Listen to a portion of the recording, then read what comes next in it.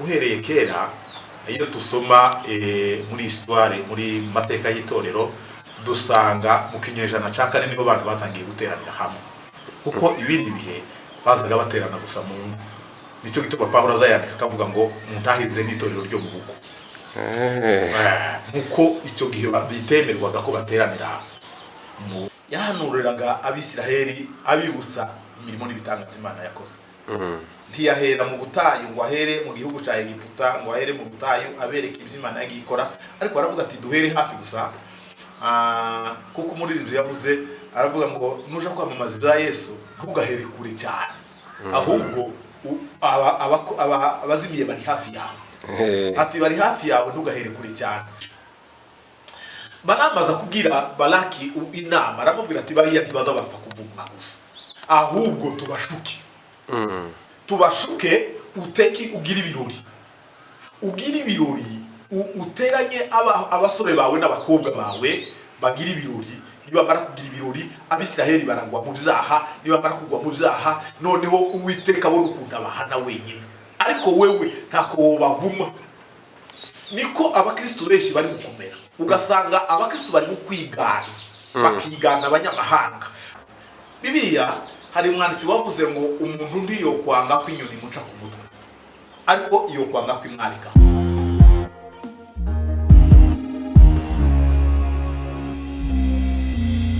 Ibihe byiza byuzuyemo imigisha n'amahoro biva ku Mana bakunzi bacu bakunzi ba Gozaf TV ni Good Samaritan Fellowship YouTube channel tuganiraho tukasangira ku biganiro amakuru ibihangano inyigisho ubuhamya n'ibindi byose bifite aho bihuriye n'iyobokamana ridafite idini cyangwa se itorero ribogamiyeho. Birumvikana ko mudukurikiye muri ahatandukanye ari mu mujyi wa Kigali bari mu ntara enye z'igihugu hari mu ntara ya gatanu ni diaspora muri Amerika i Burayi muri Oceania n'ahandi hatandukanye abadukurikira mu gihugu cyacu cy'abanyi cy'u Burundi muri Repubulika ya Demokarasi ya Kongo naho mudukurikiye mwese nibwire ko bijyanye n'amasaha muriho mumeze neza. Kuri iyi nshuro tugiye kuganira ku ijambo ry'Imana tugiye gusangizwa ku byo umwuka wera duteguriye binyuze mu muvugabutumwa muri kubona hanga kuri Gozaf TV agiye gutangira atwibwira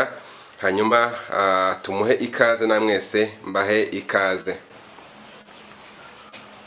Murakoze cyane murakoze cyane kudutegurira ikiganiro cyiza.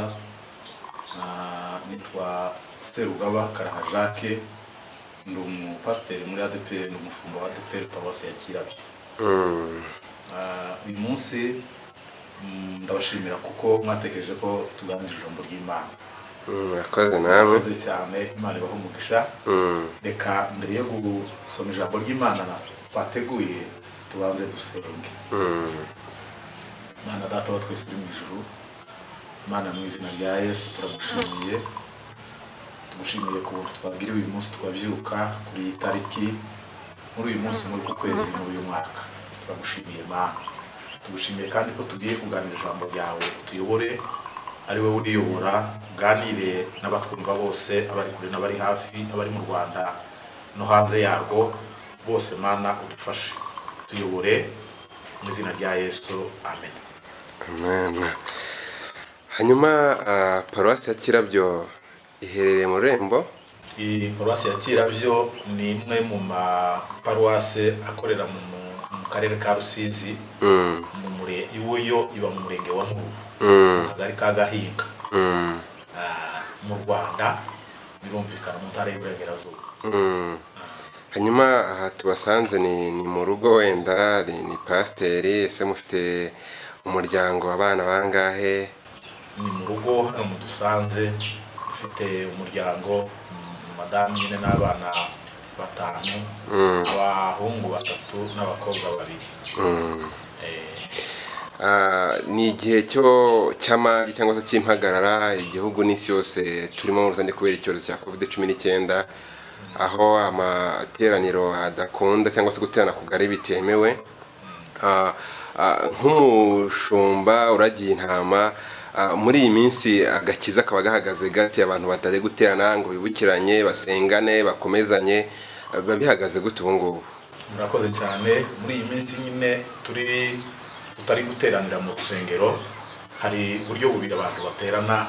Ubwa mbere nuko duterana mu rugo, abantu b'abakristo bagaterana mu rugo. Kandi uhereye kera iyo dusoma muri histoire, muri mateka y'itorero, dusanga mu kinyejana ca kane niho abantu batangiye guteranira hamwe, kuko ibindi bihe bazaga baterana gusa mu ngo. Nicyo gituma Pawulo azayandika akavuga ngo muntahize n'itorero ryo mu rugo, nuko icyo gihe bitemerwaga ko bateranira mu iteraniro mu nsengero. Kandi kubera ko biyihishaga, kubera ko bahigwaga, kubera ko bari bafite ibibazo, nicyo cyatumye bata insengero zaje gutangira kwa Constante. Abakristo bamubwiye, bamaze kumubwira yari afitanye intambara n'abandi, amaze kugira izo ntambara n'abandi, abakristo baramubwira bati twebwe turagusengera uneshe. Anesheje abona kubishyira ku mugaragaro, birakunda, insengero ziratangira.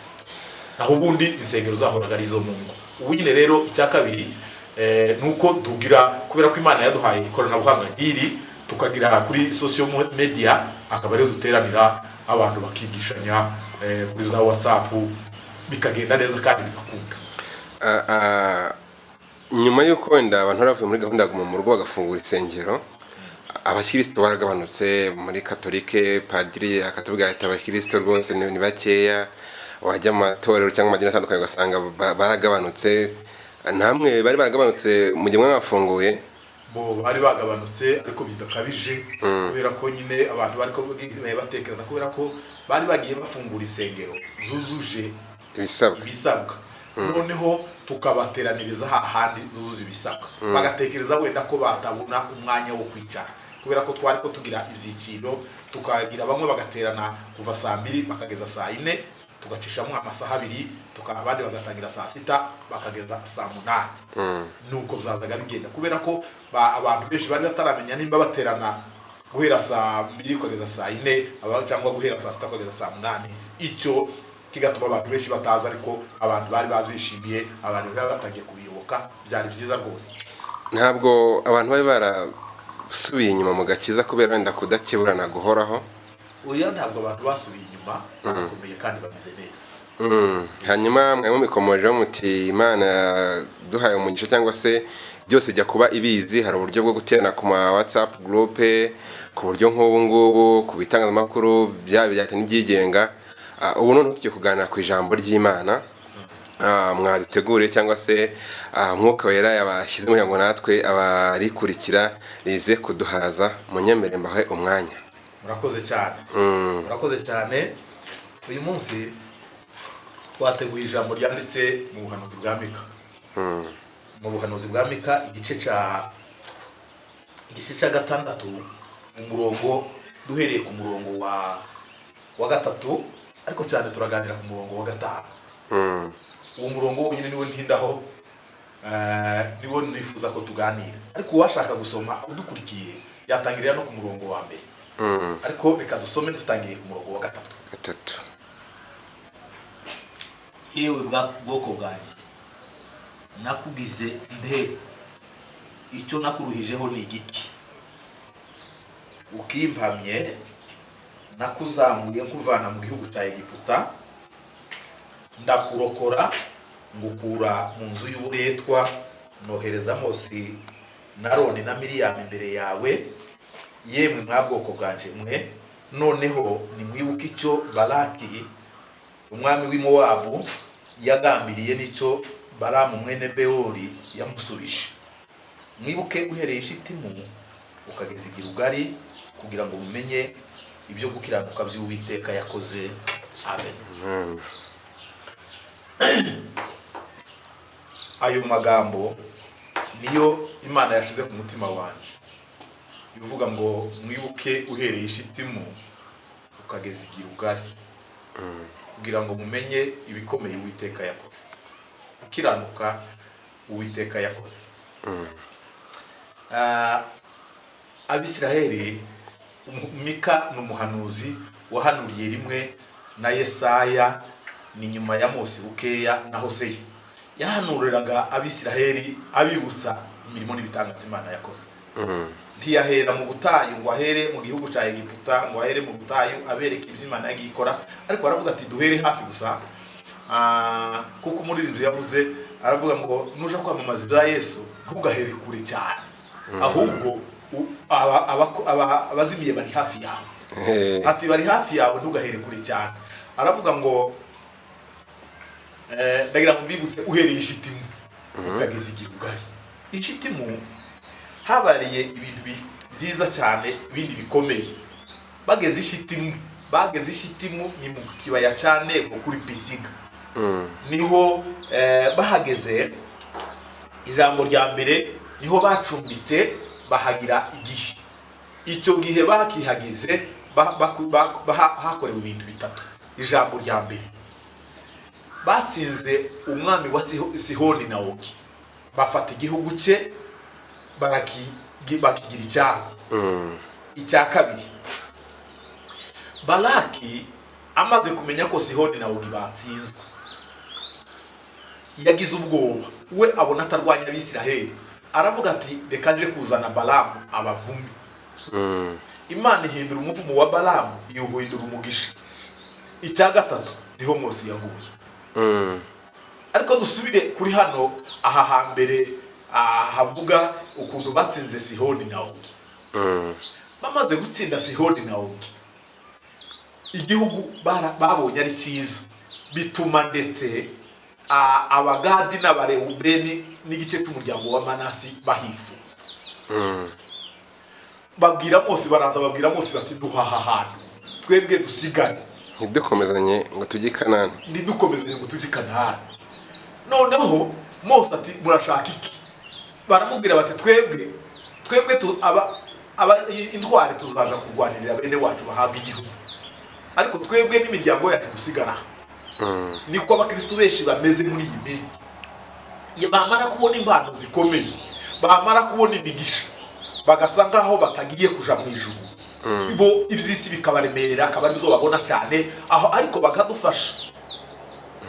bakadufasha mu byo dukora byose, bakadufasha mu kugirinda kose, bakubaka insengero, bagatanga amaturo, bagatanga ibzacumi, ariko ukabona ntibaje Kanani, ntibariko baja mu ijuru. Noneho ikindi, Balamu amaze kubona Abisiraheli atobashobora, aragenda aja kubwira Balaki. Amaze kubona Abisiraheli atobashobora, azagenda aja kubwira Balamu ngo nazeze kumuvumbira Abisiraheli. Balamu ashitse ntibzashoboka, Imana ntiyakundira Balamu kuvuma Abisiraheli, ahubwo yagira ngo arabavuma akabahumugisha, yagira ngo arabavuma akabahumugisha. Balamu aza kubwira Balaki inama, aramubwira ati bariya ntibaza bapfa kuvuma gusa, ahubwo tubashuke uteki ugira ibirori, uteranye abasore bawe n'abakobwa bawe bagira ibirori. Nibamara kugira ibirori, Abisiraheli baragwa mu byaha, nibamara kugwa mu byaha, noneho Uwiteka abona ukuntu abahana wenyine, ariko wewe ntako wobavuma. Niko abakristo benshi bari gukomera, ugasanga abakristo bari kwigana, bakigana abanyamahanga, bakavuga bati duse nabo, twambare nkabo, tugende nkabo, dukore nkabo. Niko kuri abantu bakagira umuvumo, akagira ngo none ameze neza, ariko yariganye abanyamahanga, yaravuye mu nzira. Ari umutego wamuteze kugira ngo ari Satani yabashutse. Satani ishutse abantu benshi muri kino gihe. Ikindi, Mose arapfa. Mose amaze gupfa, Abisiraheli batekereje ko bacitse intege, kandi Imana ntiyemera ko babona umurambo wa Mose. Kubera kuko iyo Abisiraheli baza kubona umurambo wa Mose, baba bogiye kuwuramya. Bageze mu butayu, baracumuye. Ubwo nyine Balaki amaze kuza, noneho Balamu amaze kubashuka, ubwo nyine baracumura. Bamare gucumura, inzoka z'ubusagwe zirabarya. Imana ibwira Mose ngo nacure inzoka y'umuringa. Iyo nzoka y'umuringa ngo ayimanike ku giti, uzaza uyireba wese azazaki. Iyo biraba, bamwe banga kuyireba, abandi barayireba, abayirebyeho bose barakize. Icyo gice cy'umuringa kugeza igihe cya Hezekiya bari bakicyoshedeza imibavu. Bigaragara ko iyo baza kubona umurambo wa Mose bugiye kubura, mo Imana yonyine bari ishyingura Mose. Ishitimu kandi niho bavuye bambuka Yorodani bagera i Gilgali. Bagiye kuva Ishitimu, Imana ntiyabonye ko bakwiye kuyoborwa n'inkingi y'igicu, kuko mu butayu inkingi y'igicu niyo yazaga ibayobora. Imana kandi yabonye ko bakwiriye kuyoborwa n'isanduku, batazatekereza ngo Imana iba mu gicu, bakaza baramya igicu bagatekereza ngo ni Imana iba. Ishaka kubibwira nk'Imana, ishaka kubereka ko ari Imana.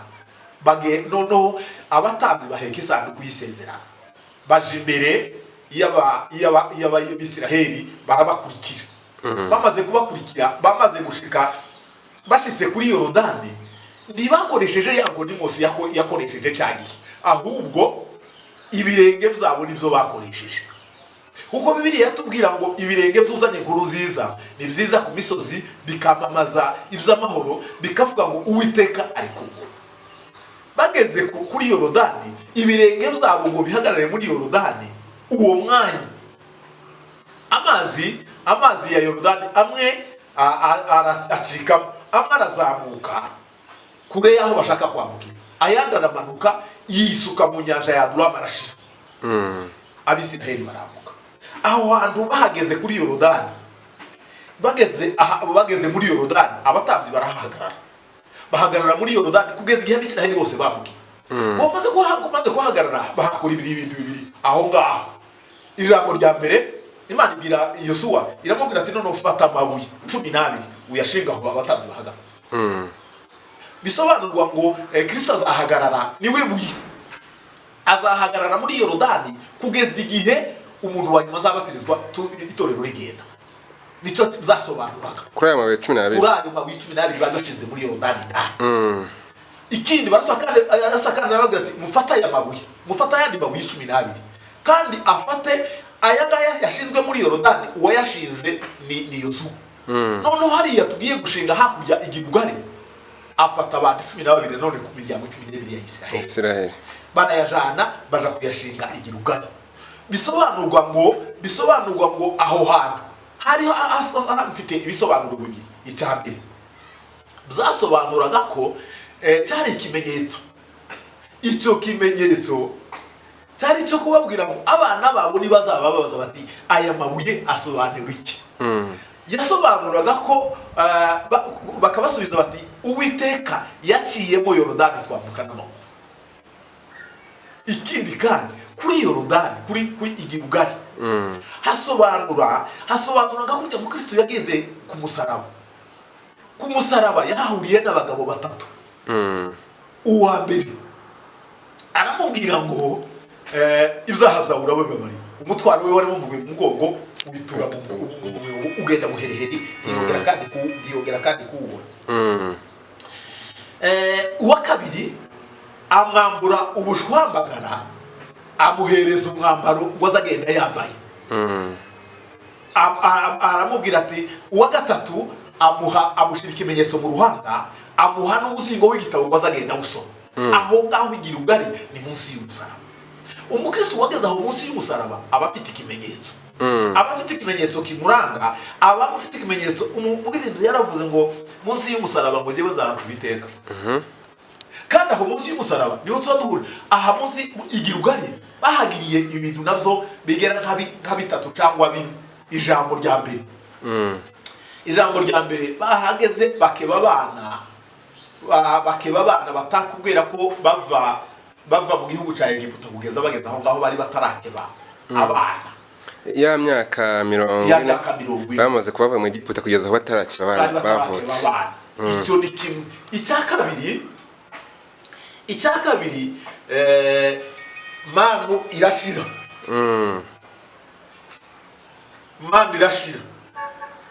Icya gatatu niho bazaga bagenda barwanira igihugu cyose naho bari. Bazaga bagenda bagatera bakarwana intambara Yeriko, bakagaruka i Gilgali, bakarwana intambara kuri Ayi bakagaruka i Gilgali.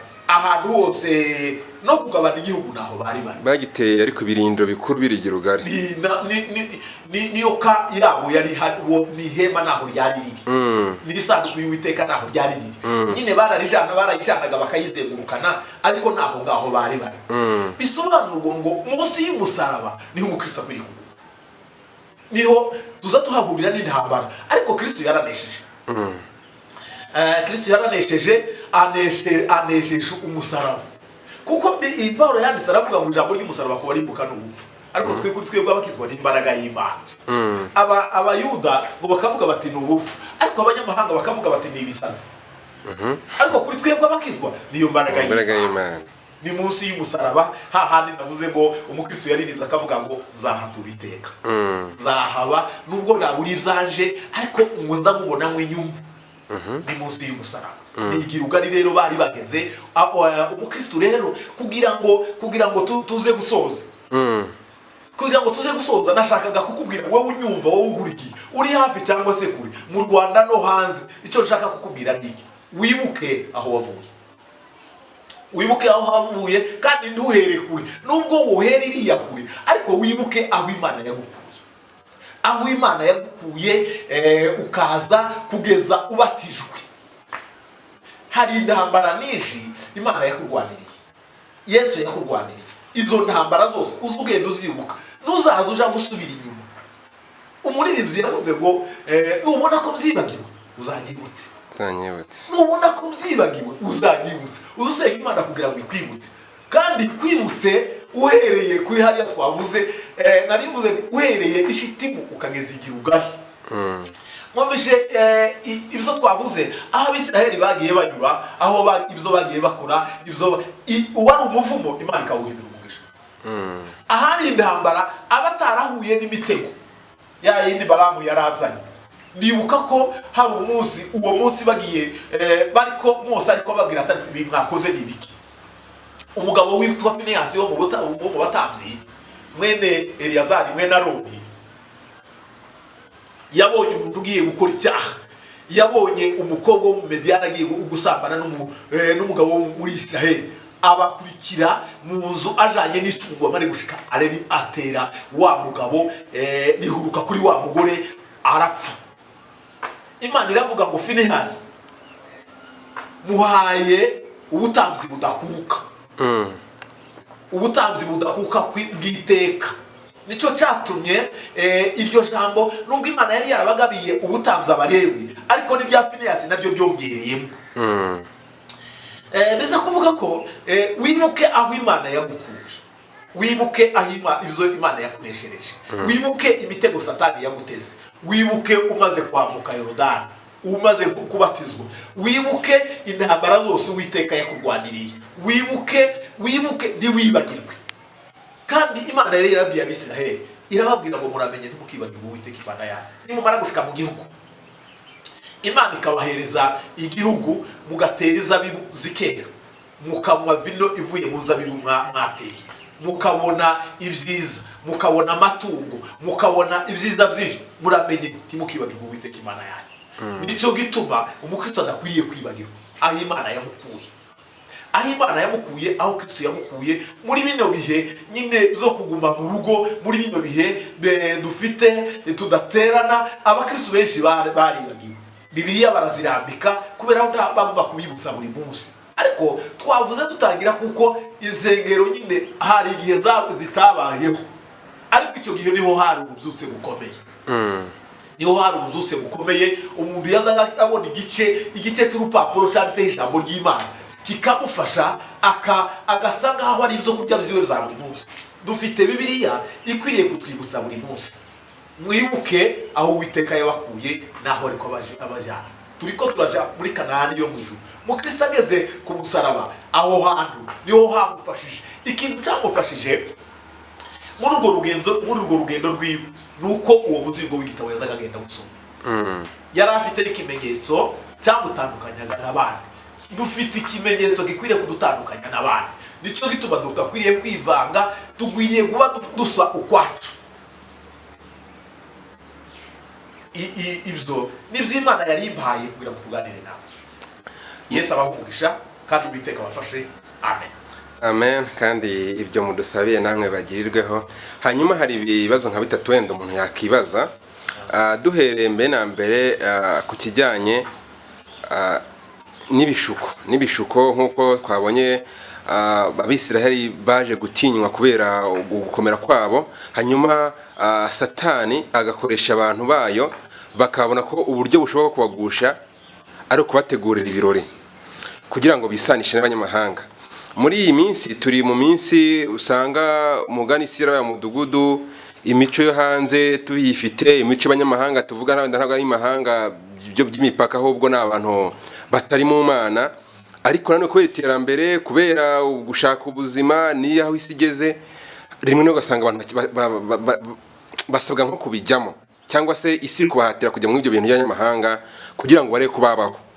Mu by'ukuri ni gute umukristo wo mu iyi minsi twava kwigoranye, aho satani ari hafi y'abantu cyane kubera kubafatiranya n'ibibabyo tumaze kuvuga, umukristo yakitwara kugira ngo abashe kuba muri iyi si turimo, ariko nanone yibemo nk'umukristo, ni gute yakitwara?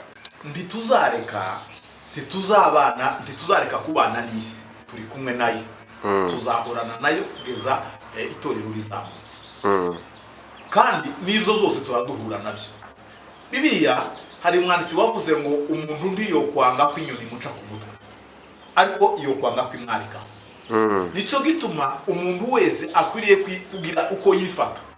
Iyo umuntu asenga Imana, Bibiliya ijambo ry'Imana riratubwira ngo umwuka azadufasha mu ntegeke zacu.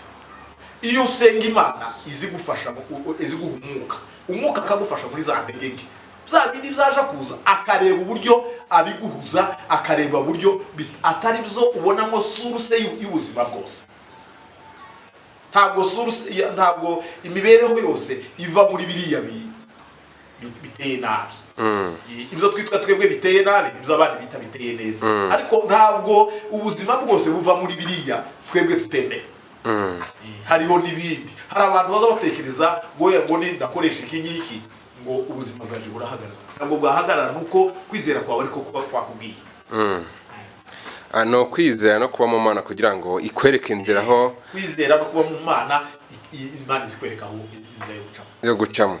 Hanyuma icya kabiri ni kijyanye n'ikimenyetso cyangwa se no kugira ngo umuntu nk'uko mu Kristo twabonye ko mbere yaje guturwa wa mutwaro kamuvaho waramuhambiriyeho, kabiri noneho akaza kwamburwa ubushwambagara akambikwa umwambaro mushya. Turi mu bihe twavuze ko guterana kugari kudashoboka, bituma kenshi umuntu ari kuva nko mu byaha, akeneye kubatizwa, akeneye kwihana, akeneye ububyutse, biba ngombwa ko abona abantu bafite izo mbaraga, bafite uko kwizera no gukomera babimufashamo, kandi ubu guhura nabo bisa nk'ibigoye. Uwo muntu naho wumva we akeneye kuva, wenda uri kudukurikira cyangwa se wafashijwe n'ijambo cyangwa se ibitanga by'Imana byamugezeho mu buryo bumwe cyangwa ubundi, akumva ashaka gutera intambwe kwambura ubushwambagara ngo wambikwe umwenda w'umugenzi uvuye ku musaraba. We araza kubikora ate niba atajya mu rusengero ngo yihane, niba atajya guterana na pasiteri kwa gukora bitemewe, biramugendekera gute muri iyi minsi? Udukurikiye nuri hafi nuri kure, ubu nyine Imana yagize iterambere ryiza. Arashobora gukoresha telefone, arashobora gukoresha WhatsApp, arashobora gukoresha guhamagara, kandi umuntu akamuhamagara akamutunganyiriza kandi bigakunda. Ubu umuntu yabahamagara wenda turaza kujya ku musozo, mukamusengera ari nkiwe, mukamufasha avuga ati ngiye mfite ikibazo iki n'iki, nubwo nshaka gukizwa ariko wenda n'urugendo ncumurira mu kazi kandi nkavuyeho mbona ubuzima bwahagarara, mwamufasha? Twamufasha. Twamufasha kubera ko hari abantu dufasha batari mu Rwanda, kandi tukabafasha kuri nyine social media, tukabafasha kandi bigakunda, tukabasengera, tukategura ukuntu bazabatizwa, igihe nicyemera bazabatizwa. Ariko muri iyi minsi batarakora, ariko tukaguma tukabafasha buri gihe. Icya gatatu ni ikimenyetso. Kugira ngo umuntu akibone asaba ko nawe ubwe ateye intambwe akaza hamwe twavuze ku musaraba, akaza kuba munsi, ntago umutwaro uzamuviraho mu byaha arimo cyangwa mu mwijima arimo. Umuntu noneho uri wenyine, haravuga bati hari ukwihana mu mutima bitewe wenda n'idini cyangwa se itorero, hari numva ko agomba kuza kwatura mu bantu rusange bitewe n'uko icyaha kimeze cyangwa se n'abagikoreye, umuntu wenyine ubu ngubu ushobora kuvuga ati ngewe naracumuye ibyaha byanjye nanjye ubizi njye nyine n'urugero akihana aho ari kutureba cyangwa se aho azumvira ubutumwa, Imana ijya imubabarira cyangwa bisaba ko hagira umuntu uza udafite ibicumuro bamusengera? Imana izimubabarira. Imana izimubabarira. Wibuke ko Yesu ari ku musaraba yavuganye n'igisabo, icyari mu moso gwe kiramubwira ati kuri umwana w'Imana wakwikujije natwe ukadukiza. Ariko wari iburyo bwaramubwira ati ko tuzize ibicumuro byacu tukaba twaratusize ukuri ibiwazize iki. Abwira Yesu ati mwana mu bwami bwawe uzanyibuke. Yesu yamubwiye ubwo ngubwo aramubwira ati muri paradiso ntibyagombeye kwaza kwatura mu bantu imbere y'Imana, no kuri telefone umuntu yabikora, ariko kwihana kwa mbere ni mu mutima. Nukubwira Imana umuntu arashobora kubivuga mu iteraniro ariko bitavuye mu mutima. Icyambere gikomeye ni kuva mu mutima, no kwihana kuvuye mu mutima. Murakoze cyane, wenda turaza gusenga mukatana ku musozo, ariko umuntu ashobora kubakenera akavuga ati pasiteri afite imbaraga, afite amavuta asizwe, afite n'umuhamagaro wo kuba yarwana cyangwa se yakiza intama, ndumva twavugana, yababona gute uwo muntu dukurikiye wakifuza kubavugisha? Tubona kuri telefone ntazitanga niba arizo mwifuza. Telefone kuri WhatsApp ukoresha Tigo 072 71 91 681. MTN kuba tuye mu Rwanda ashaka guhamagara kuri telefone bisanzwe ni 0783 70 762. Murakoze cyane mushumba, mukozi w'Imana, murakoze cyane namwe muteze yombi, ndavuga amaso cyangwa se amatwi, ko ari igihe umuntu atwumva cyangwa akatureba, ariko byose biganisha kuyoboka Imana zidafite idini cyangwa itorero ribogamiyeho. Hanyuma kugira ngo byose tubishobozwe dusabwa imbaraga ziturutse ku Mana, dusabwa amavuta, dusabwa inkomezi, dusabwa kwizera gukomeza n'umutima ukomeye, kubera ko twebwe akenshi mu isi tubamo tuba turijyanye na Satani. No mpamvu tugiye kubasaba n'ubundi mudusengere, mudusabire izo mbaraga, mudusabire kuyoborwa inzira ituganisha ku musaraba, ntituze kumera nkamwe ayobowe mu birori bibagusha. Mudusabire no kugira izo mbaraga zo kwikora umutwaro wacu, ntutuvune kugeza aho ari umusaraba, ndetse tunaharambe kugira ngo tuzahabonere byose no twahomba iby'isi. Murakoze cyane. Mana data wa twese uri mu ijuru, Mana mu izina rya Yesu turagushimiye, tugushimiye ko dukunda kandi turakundira ubuntu. Tugushimiye ko watwemereye muri kino gitondo tuganira ijambo ry'Imana, kandi ijambo tugiye kuganira imbaraga niho uzitanga, kandi umwuka wera kariherekeza. Ubane na bene data badukurikiye, abari mu Rwanda n'abari muri hanze y'u Rwanda bose, Mana ubasha kumva wese agira imbaraga zo mu mutima zibasha kumuherekeza, zibasha kumuherekeza muri iyi minsi, zibasha kumuherekeza muri bino bihe, zibasha kubana nawe muri kino gihe, kandi umufashe muri byose Mana, kugeza ageze ku musaraba akahatinda, akahatura, akahaba, kandi aho hantu akahabonera byose, akahabonera ibyiza, kubera kuko niho wabambikiye imbaraga, igirugane niho wabambikiye imbaraga. Wambike muri wese wumva ko akwiriye kugera ku musaraba asenza Imana, Mwami Imana yacu n'ijuru, usenga ari kure nawe ari hafi, utwumva udafite ubundi muntu wo kumuyobora, umuyobore kuko umwuka wera abasha kugera hose. Niko wabivuze Mana, iri tangazamakuru rigera hose. Ubane na bene data kandi ubafashe muri byose Mwana, ubane n'abatwumva n'abatureba bose Mana, barebe kugira ngo cyubahiro cy'Imana. Dusengeye n'abakoze ubu buryo bwo kubasha kugira ngo abantu babashe kumvikana, babashe kubona iki cyigisho, nabo Mana bahereza umugisha, kandi ubatize imbaraga, ubatize amaboko, ubatize ubushake, ubatize ubushobozi, kugira ngo babashe kubikora kenshi atari rimwe gusa. Mwami turagushimiye, cyubahiro cy'Imana mu izina rya Yesu. Amen.